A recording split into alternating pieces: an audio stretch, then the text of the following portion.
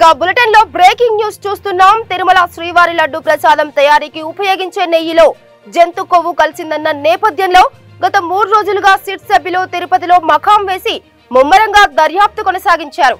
అయితే నేడు కీలక పరిణామం చోటు చేసుకుంది. సిట్ దర్యాప్తును తాత్కాలికంగా నిలిపివేశారు. ఈ మేరకు రాష్ట్ర డీజీపీ ద్వారకా తిరుమలరావు వెల్లడించారు. లడ్డూ కల్తీ వ్యవహారంలో సుప్రీంకోర్టు ఆదేశాల నేపథ్యంలో కూటమి ప్రభుత్వం తరఫు న్యాయవాదులు చేసిన సూచనతో ఈ నిర్ణయం తీసుకున్నామని చెప్పారు. సుప్రీంకోర్టులో తదుపరి విచారణ అనంతరం అత్యున్నత న్యాయస్థానం ఆదేశాలకు అనుగుణంగా సిట్ విచారణ మళ్లీ కొనసాగుతుందని డీజీపీ చెప్పారు.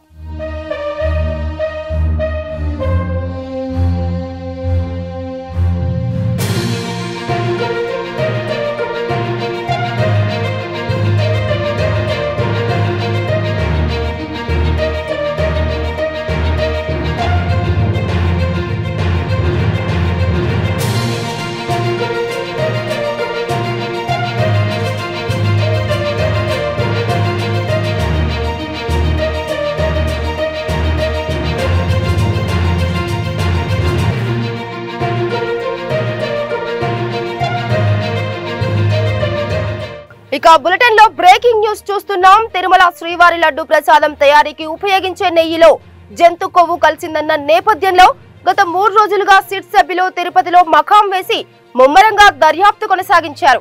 అయితే నేడు కీలక పరిణామం చోటు చేసుకుంది. సిట్ దర్యాప్తును తాత్కాలికంగా నిలిపివేశారు. ఈ మేరకు రాష్ట్ర డీజీపీ ద్వారకా తిరుమలరావు వెల్లడించారు. లడ్డూ కల్తీ వ్యవహారంలో సుప్రీంకోర్టు ఆదేశాల నేపథ్యంలో కూటమి ప్రభుత్వం తరఫు న్యాయవాదులు చేసిన సూచనతో ఈ నిర్ణయం తీసుకున్నామని చెప్పారు. సుప్రీంకోర్టులో తదుపరి విచారణ అనంతరం అత్యున్నత న్యాయస్థానం ఆదేశాలకు అనుగుణంగా సిట్ విచారణ మళ్లీ కొనసాగుతుందని డీజీపీ చెప్పారు.